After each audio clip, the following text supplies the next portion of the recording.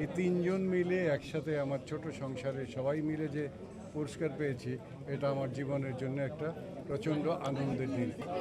আমি অত্যন্ত আনন্দিত এবং অত্যন্ত খুশি বলা চলে। জীবনের আমার অনেকবারই আমি চলচ্চিত্র জগতের থেকে শুরু করে বাইরের অনেক আমি পেয়েছি, পুরস্কার পেয়েছি।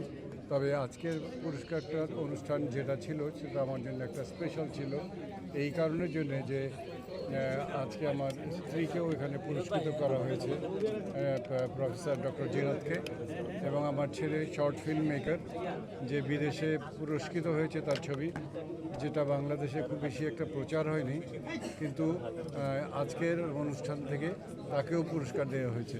এই তিনজন মিলে একসাথে আমার ছোট সংসারে সবাই মিলে যে পুরস্কার পেয়েছি, এটা আমার জীবনের জন্য একটা প্রচণ্ড আনন্দের দিন এবং এটা আমি চিরজীবন স্মরণ রাখব।